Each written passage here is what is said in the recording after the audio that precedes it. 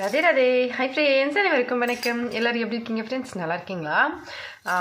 ஒடியா பாஷை பேசுகிறது நிறைய ஃப்ரெண்ட்ஸ் கேட்பாங்க. தமிழ் வழியாக ஒடியா சொல்லிக் கொடுக்க சொல்லியும், ப்ளஸ் ஒடிஷாவா ஒரிசாவா இல்லை ஒடியாவா ஒரியாவா அப்படின்னு சொல்லி இது ரொம்ப நாளாக நிறைய ஃப்ரெண்ட்ஸ் கேட்டுகிட்டே இருந்தாங்க. நான் அவனும் சொல்லணும்னு நினச்சிட்டே இருந்தேன். இன்றைக்கி அதை பற்றி பார்க்கலாங்க. ஆக்சுவலாக ஒடிசா ஒரிசா அப்படின்றது ஃபஸ்ட்டு ஒரிசா அப்படின்னு தான் இருந்தது. அதாவது நம்ம எப்படி தமிழ்நாட்டில் சென்னைக்கு இப்போ நம்ம மதராசப்பட்டினம், மெட்ராஸ் அந்த மாதிரியெல்லாம் அந்த டைமில் சொல்லிட்டு இருந்தோம் இல்லையா? இப்போ சென்னை அப்படின்னு சொல்கிறோம். அந்த மாதிரி பழைய பேர் ஒரிசா அப்படின்னு சொல்கிறது. ஒரிஷா அந்த மாதிரி சொல்லுவாங்க. இப்போ ஒடிசா அப்படின்னு தான் சொல்லணும். ஒடிஷா எப்படின்னா, ஃபஸ்ட்டெல்லாம் பைக் நம்பரில் OR அப்படின்னு சொல்லி கொடுப்பாங்க. இப்போ பைக் வாங்கினா OD அப்படின்னு சொல்லி தான் கொடுப்பாங்க. அதை ORனு இருக்கிறவங்கெல்லாம் கூட ODக்கு மாற்றணும் அப்படின்னு சொல்லிட்டு நிறைய இப்போ சிஸ்டம் போட்டுட்ருக்காங்க. ஒரு 1 இயர் அண்ட் 2 இயர் ஆயிருக்கும்னு நினைக்கிறேன்.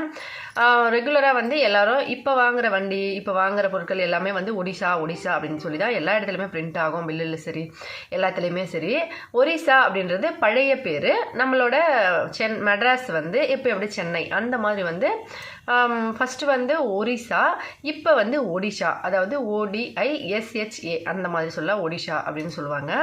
ஃபஸ்ட்டு ஒரிஷா அப்படின்னு சொல்லிட்டு தான் ஒரிஷாவை ORISSA இல்லை SHA அந்த மாதிரி சொல்லியிருந்தாங்கன்னு நினைக்கிறேன். ஆனால் ஒரிசான்னு தான் சொல்லுவாங்க. SSA அப்படி தான் சொல்லுவாங்க.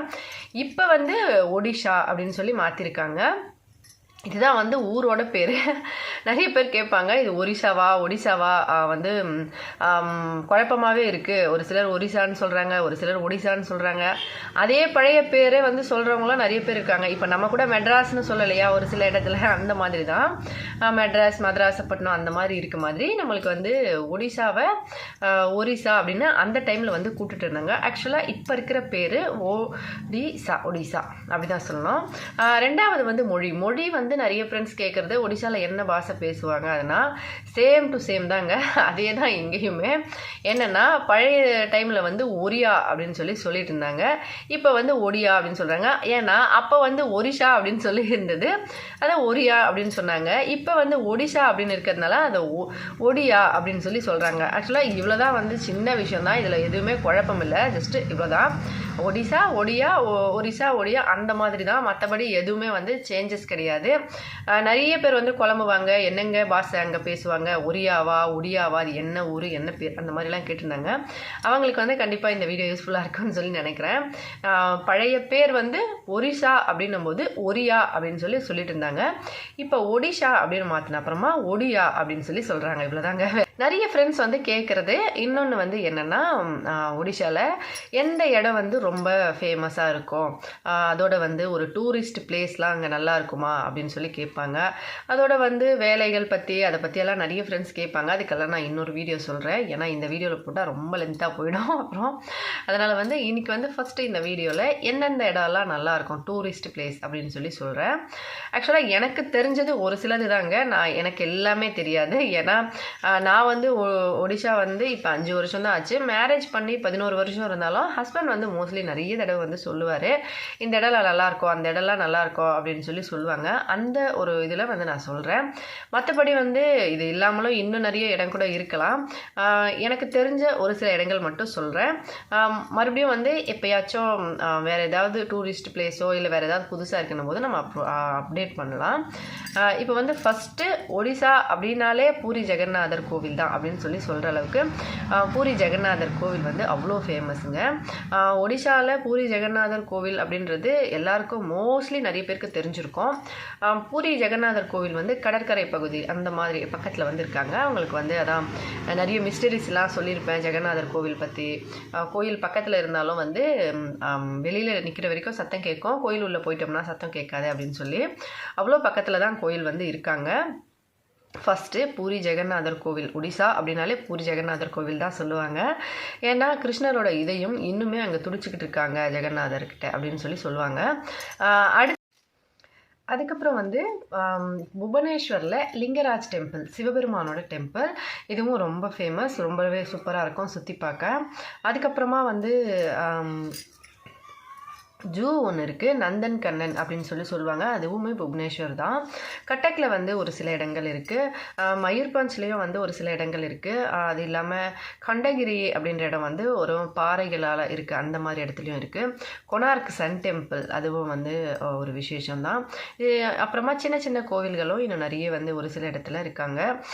அதுக்கப்புறம் ஒரு சில இடங்கள் வந்து ரொம்ப ரொம்ப வந்து ஹெவியான ப்ராசஸில் இல்லாமல் ஜஸ்ட் சிம்பிளாக இருக்கும். ஆனால் அங்கேயும் மக்கள் வந்து ஒரு ஃப்ரீயாக இருக்க டைமில், ஒரு லீவ் டைமில், அந்த மாதிரி டைமில் பசங்களை கூட்டிகிட்டு போயிட்டு வர மாதிரி. புவனேஸ்வர் போகிற பக்கத்தில் வந்து தௌலி அப்படின்னு சொல்லி ஒரு இடம் இருக்குது. அங்கே வந்து ஒரு புத்தர் கோவில் வந்து ஒன்று இருக்காங்க.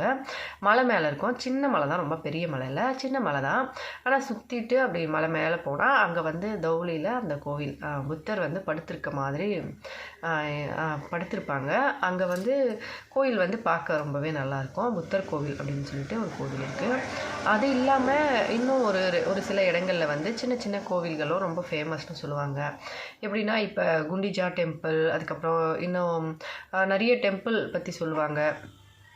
அப்புறம் சிலிக்கா லேக், அதாவது நம்ம இந்தியாவிலேயே இருக்கிற ஏரிகளில் ரொம்ப பெரிய ஒரு உப்பு நீர் ஏரி அப்படின்னா அது வந்து சிலிக்கா லேக் தான் அப்படி சொல்லுவாங்க. அது வந்து நம்ம சென்னை டு பூரி சரி, புவனேஸ்வர் சரி, ட்ரெயினில் வரும்போது வழியிலேயே வந்து பார்க்கலாம். எவ்வளோ பெருசாக இருக்கும், ரொம்ப பார்க்குறதுக்கு அவ்வளோ சூப்பராக இருக்கும். உப்பு தண்ணியில் ஒரு ஏரி, அங்கே வந்து ஒரு பெரிய கோயிலுமே இருக்காங்க. உள்ளுக்குள்ளே கோயிலுக்கு போயிட்டு வரலாம். அதுக்கப்புறம் கட்டக்கிலையும் வந்து கோயில் இருக்காங்க. மா தாரிணி அம்மா, அவங்க வந்து தேங்காய் வந்து வேண்டுதல் வச்சு நிறைய வந்து பண்ணுவாங்க அந்த அம்மனுக்கு. அவங்களோட கோவில், அவங்களோட பூரி ஜெகநாதர் கோவில், அப்புறமா லிங்கராஜ் டெம்பிள், கொனார்க் டெம்பிள், மா தாரிணி அம்மன் கோவில், அதுக்கப்புறம் குண்டிச்சா கோவில், இந்த மாதிரி நிறைய வந்து டெம்பிளாக வந்து ஒடிசாவில் நிறைய இருக்கும். அதுக்கப்புறமா சுற்றி பார்க்குற இடம் பக்கத்துலேயும் கொஞ்சம் பார்க்குறதுக்கு நல்லா இருக்கிற மாதிரி பிளேசஸும் நிறைய இருக்குது. ஜூ அப்படின்னா அது வந்து நந்தன் கண்ணன் ரொம்ப பெரிய ஒரு ஜூன்னு சொல்லலாம். ஆக்சுவலாக நாங்கள் இன்னும் போனதே இல்லை, போகணும். ஹஸ்பண்ட் வந்து சொல்லியிருக்காங்க, என் ஹஸ்பண்ட் போயிட்டு வந்திருக்காங்க ஃபஸ்ட்டே வந்து ஒரு தடவை. நான் ஒடிஷாவுக்கு வந்த அப்புறமா இது வரைக்கும் மோஸ்ட்லி நிறைய இடம் சுற்றி பார்க்கலாம், வெளியில் போகிறதில்ல, வீட்டிலேருந்தே மோஸ்ட்லி வெளியில் போகிறதில்ல அப்படின்றதுனால நான் வந்து அத்தனை இடங்கள் பார்க்கல. எனக்கு வந்து ஜஸ்ட்டு ஹஸ்பண்ட் சொல்லுவாங்க, அதை வந்து நான் கேட்டிருக்கேன், இங்கே வந்து அது நல்லாயிருக்கும், அது நல்லாயிருக்கும்னு. அப்புறம் இப்போ வந்து நிறைய நம்ம இந்த ஒண்டர் ஃபால்ஸ் அந்த மாதிரியெல்லாம் வந்து அங்கங்கே வந்து செய்கிறாங்க. பூரியில் ஒன்று இருக்குது, புவனேஸ்வரில் ஒன்று இருக்குது. அது வந்து ஜஸ்ட் இந்த சீசன் டைமில் போடுற மாதிரி போடுவாங்க இல்லையா, அந்த மாதிரி தான். நம்ம வந்து ஜஸ்ட் பசங்களை கூட்டிகிட்டு ஒரு சுற்றி பார்த்துட்டு வர மாதிரி, அந்த மாதிரி ரொம்ப இந்த மாதிரி எல்லா விஷயங்கள்லேயும் நல்ல ஒரு டூரிஸ்ட் பிளேஸ் கொஞ்சம் பெருசாக இருக்க மாதிரி. அது எப்படின்னா கண்டிப்பாக முதல் பூரி ஜெகநாதர் டெம்பிள், ரெண்டாவது லிங்கராஜ் டெம்பிள், மூணாவது கொனார்க் டெம்பிள், நாலாவது வந்து தாரிணி அம்மன் கோவில் வந்து கட்டக்கில். இந்த மாதிரி நிறைய விஷயங்கள் இருக்குங்க. வீடியோ பிடிச்சிருந்தா மறக்காமல் லைக் பண்ணி, ஷேர் பண்ணி, சப்ஸ்கிரைப் பண்ணுங்கள். ஹெல்த்தியாக சாப்பிட்டு சந்தோஷமாக சேஃபாகவும் பத்திரமா வருங்க. நன்றி, வணக்கம்.